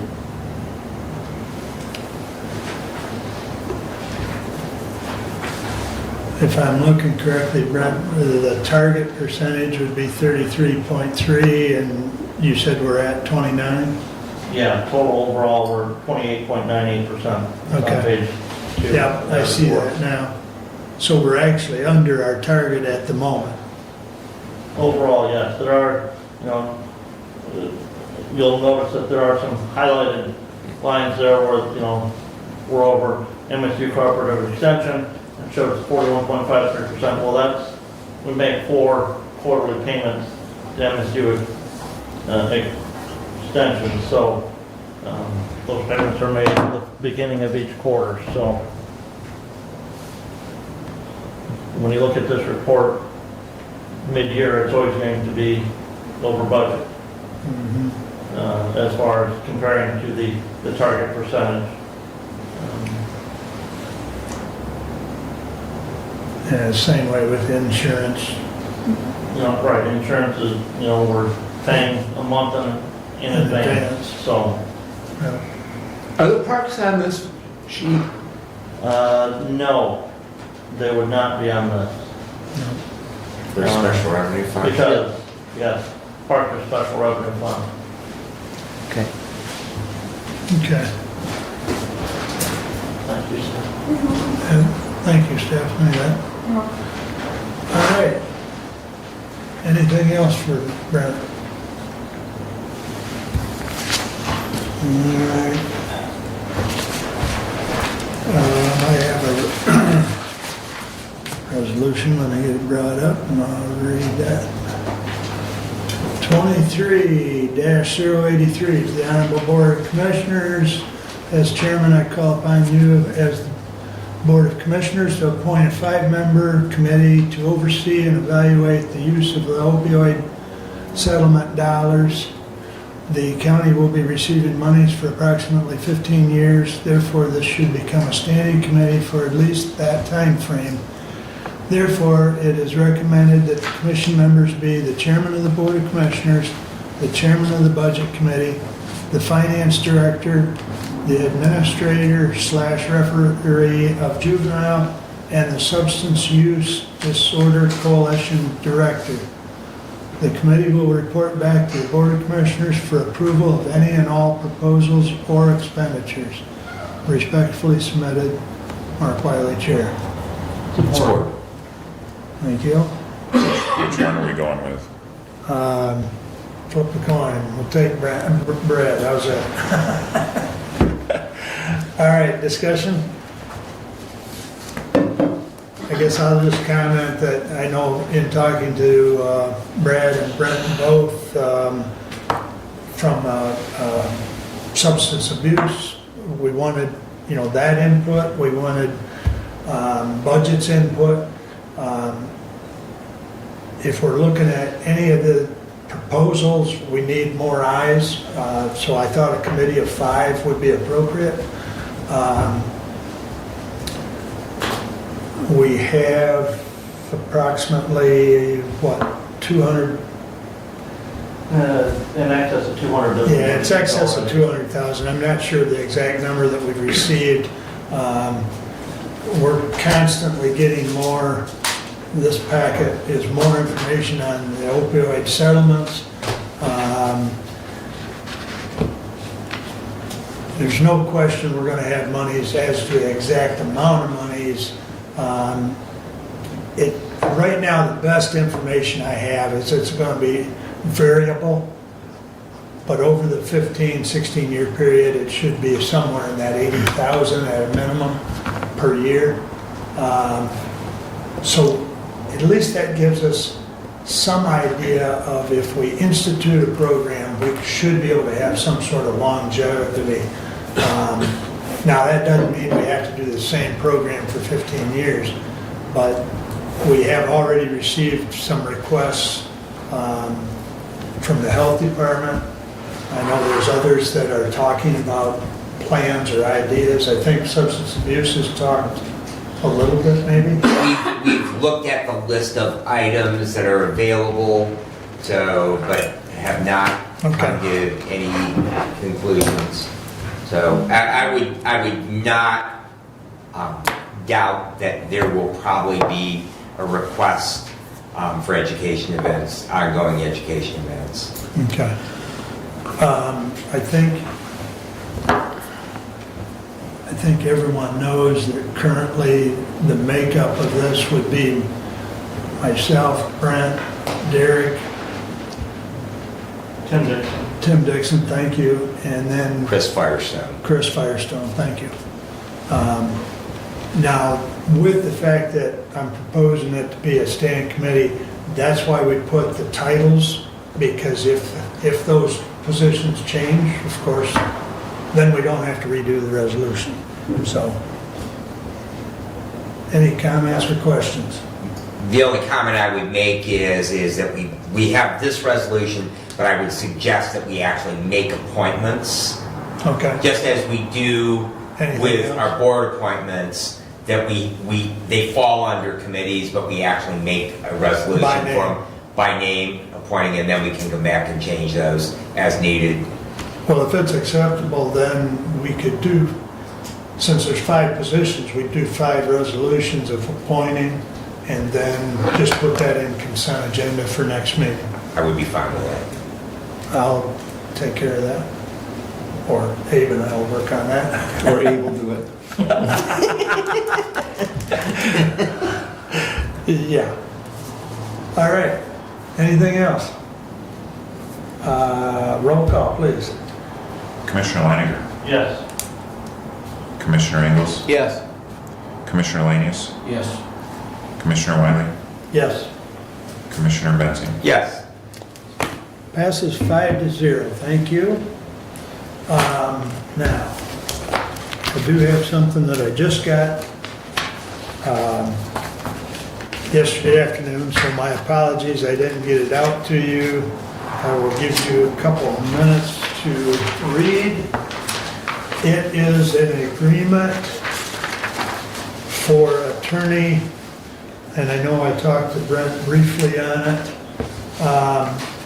We have a situation that Stephanie and I submitted to MMRMA on a lawsuit concerning one of the judges. Because they are not asking for monetary damage, and correct me if I'm wrong, Stephanie, since they're not asking for monetary damages in the summons, MMRMA has chose not to represent us. Is that, did I have get a it? statement here. Okay, please do. Plaintiffs did not ask for money damages, and the complaint coverage would be denied for that judge. Or relief other than money damages declaratory would apply. Thank you. So with that said, this agreement that's in front of you is from Andrew Brady, who has also represented us in other instances.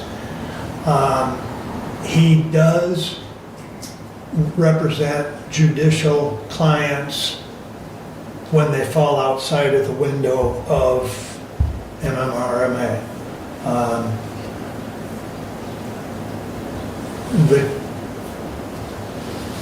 The case is basically asking for some reversals of procedural aspects of a child removal, child adoption process. It's all the same child, but there's several parts of the case that within the not to get too far into the weeds, they're asking for that to all be reviewed and in some cases be reversed, or some processes.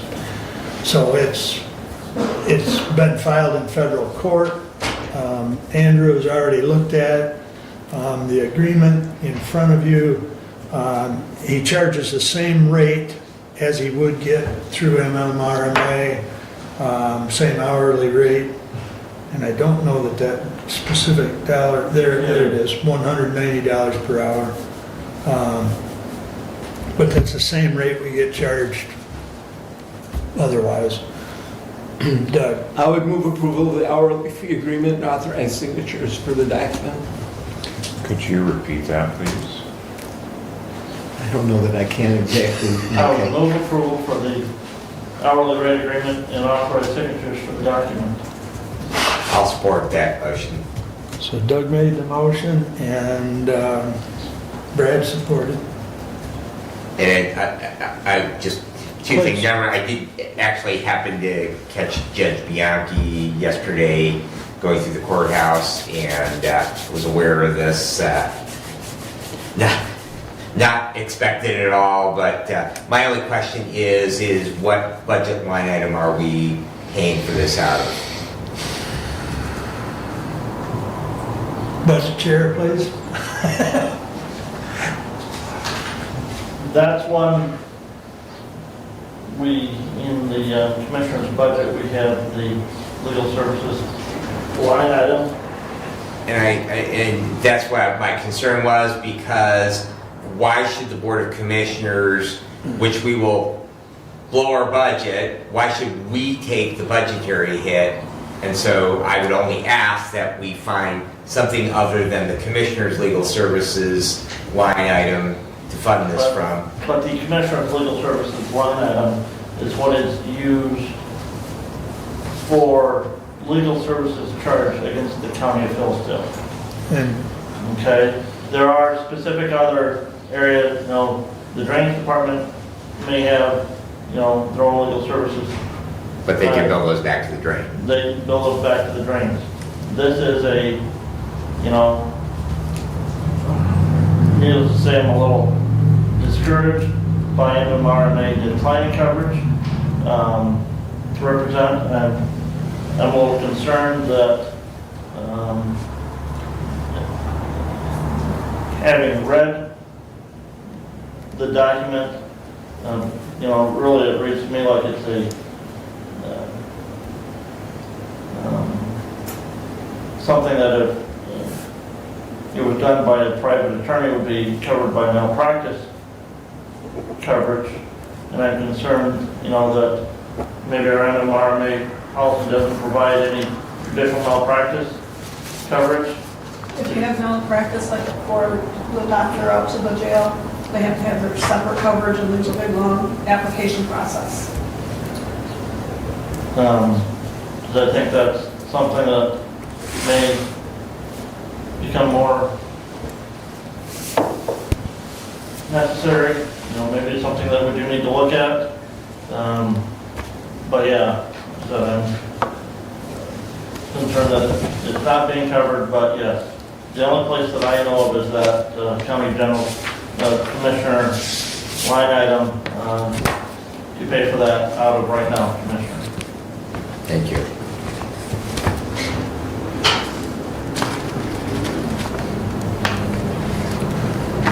It is a good point. However, it is a responsibility because it is a county issue. But yeah, maybe going forward, we need to look at our liability coverage. Although I will say this is probably only the second one I can think of in my time that MMRMA has said they couldn't take.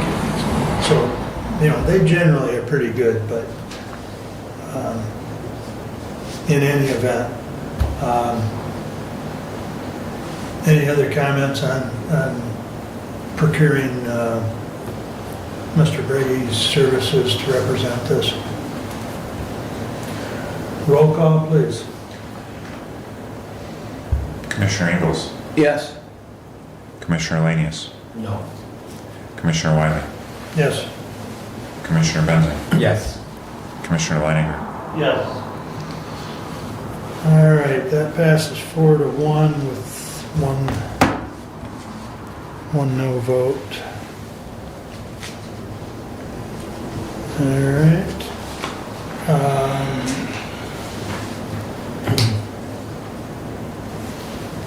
Being early in the month, I haven't had a VA meeting yesterday, but I think Renee covered the highlights of the money that, the office is able to bring into the county for the veterans and through the veterans, and a lot of that, a huge percentage of that is spent locally. So, it's a pretty good shot in the arm for the county in general.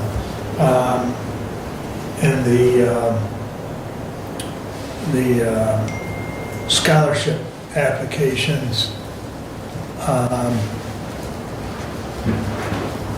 the reading post commander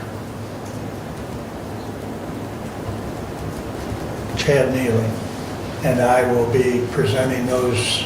There was 9 of them that we awarded to reading seniors, or will be awarding. They have their senior night presentation on May 25th. And then other members of the VA board will be assisting. There's one in Waldron, I think there's one in Camden, 2 in Jonesville, and 1 in Hillsdale, I believe, is the distribution of the scholarship. So, but this is by and large the most applicants we've had, and they were all very good applicants. So we awarded all of them. So,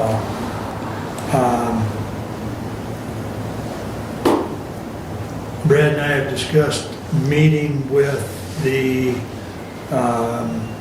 employees of the old SEIU and perhaps even not formalizing necessarily, but having like an ad hoc employee committee, have similar meetings that maybe quarterly to discuss issues with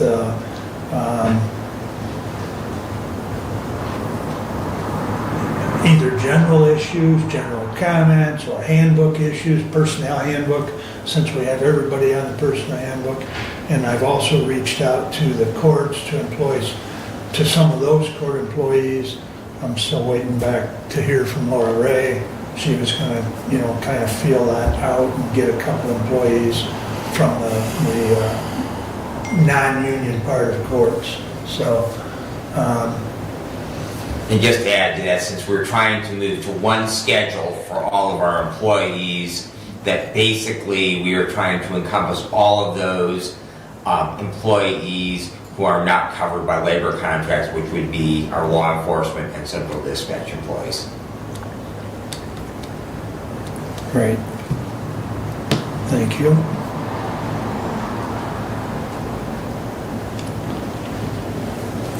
Okay. Other than that, any questions? My wife's done with her cataract surgery, so we gotta wrap this up.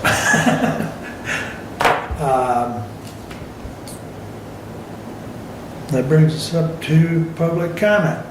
Would anyone like to address the board at this time? I would, but I'll wait until you can come on. Go ahead, here's mine. Okay, I have a small comment, if you don't mind me making it from here. Go right ahead. So I appreciate the support on that resolution for Lisa Moore. And I would just say, as a body, I would ask that you guys all take seriously the wage and compensation study and act on it later this year. Because if we kick that can down the road, it's going to be some very unhappy people in every office and every department. So. All right, thank you, Abe. Mr. McLean, I believe. Yeah. My name is Jack. I got a phone call yesterday. The person at the other end said they'd got a phone call from a member of the board here talking about other board members talking about doing away with the planning commission. And that's, of course, up to you guys. I just think that if that's what you're gonna do, then the sooner the better, so that the people that are actually volunteering on that board aren't, and not really wasting their time, but somewhat wasting their time.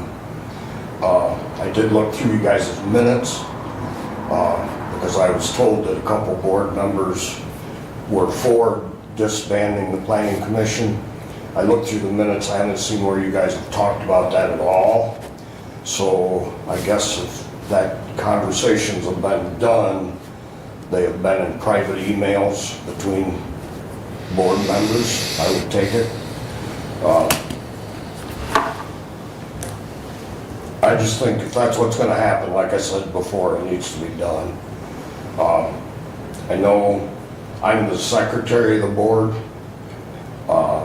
Nick Wheeler does the recording and getting the packet ready and everything, because I guess I probably have the ability to get in and make the packet up, but, so with that being said, and I know it wasn't asked earlier, we could use support in a secretary from someone in the county or in the courthouse or whatever to take that job over as doing the legwork for it, I guess you'd say. I just wish that if you guys are gonna talk about it so it's not something that's behind the scene or under the table or whatever you wanna call it. Just bring it out in the open and make it public and do what you're gonna do. Thank you. Thanks, Jack. Anyone else wish to address the board at this time, please? I'm Annette Hellman. I'm from Scipio Township. Part of what we're talking about in terms of disbanding the board, it just was something that I heard yesterday also. I didn't know a whole lot about the planning commission and all. So I really appreciate the fact that there was someone who came, explained everything and what they do, who they are, because I didn't have a clue that it even existed. So I'm glad to know, both sides of, what's going on. But one of the things that I wanted to speak on was about the wind tower. I'm really glad that you all are talking about it, because there's two sides to it. One side are those people who actually are selling their property, but the neighbors that are around them are also affected by the wind towers. It's my greatest concern is that if you own a property that's adjacent to big farmland, then you're put in a position where actually your property becomes almost of no value. And that would be my concern about it. Also, long-term effects. Have we looked at how, wildlife? Me living out here, I live on 20 acres. I love it. It's wooded. It has wildlife there. My concern would be, where's that wildlife going to be pushed to? And how does the wind, how is our environment going to be affected by it? That's my biggest concern about it. And I'm really glad that you all are kind of hearing, because it's people all around out in the townships that are concerned. And what I'd like to understand a little bit better is whether planning commissions or zoning commissions would help us, each side of it is what I want to be presented and want to be represented through you all by understanding both sides of it. And that's why I come to these meetings, and I do appreciate the work that everybody does. This takes a lot. Thank you. Thank you. Anyone else? All right. Additional business. Brent? None. Steve? Only a comment, talking to the sheriff department this past week, they do have a new cadet coming online under staff and 2 more new ones going to school. So they'll be expanding on their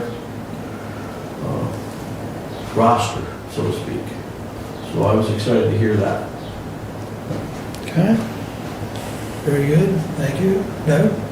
Yes, I appreciate the concern that Mr. McLean brings on possible email discussions, and I would like to just comment that, my experience with every board that I've been on as far as commissioner is that we all are very careful that we do not violate and that we do proper communication. We do not reply all, we do not communicate as a group with each other in any form. We're very careful about when we're in a room together. After this meeting, for example, deputy clerk stays until we all are less than 3 people. We do not meet anywhere, anytime for any discussion with more than 3, with more than 2, because 3 is a violation, and we are all very careful with how we approach that. And I want to assure that, and that's the comment that I would make regarding that, and that we are all very careful with being proper as we do any discussions. And I will also say that certain discussions do happen because it helps make me a better commissioner. Whether I'm speaking with a citizen or another commissioner, it's important for me to get as much information as I can as I try and process for the decisions that we make here. There's a lot of them, and individually we do not know all. We need to learn as we can, but the proper channels are always in place, and that would be my comment on that.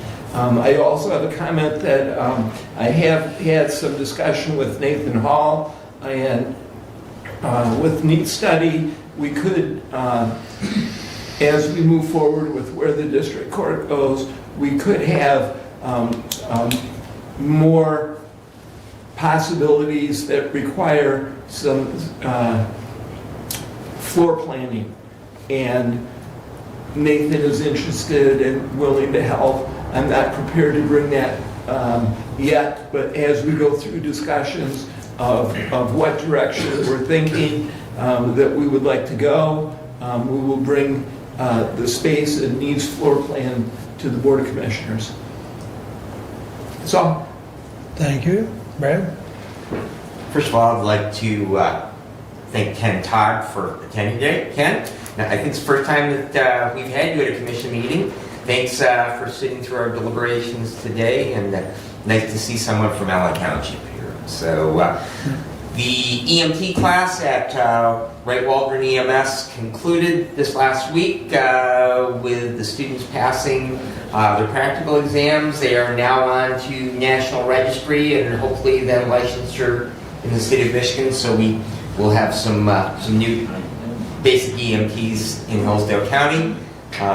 Thanks to Wright Waldron for conducting that class. Also, the county fire class, they will have their practical exams this Saturday, state exam next week, and that will also give some additional resources to our county fire departments.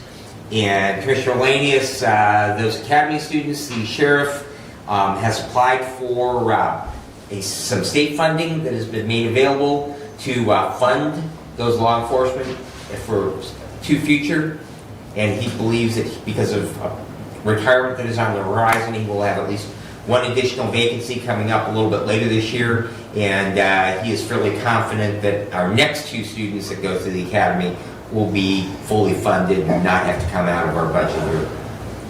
Yep, that was my understanding also. Okay. I was just looking to see if Terry had sent me anything from medical care, but if he does, I'll send it out to everyone, but he hasn't sent anything at this point. But they are still open for business. So I don't have anything further, and we stand adjourned.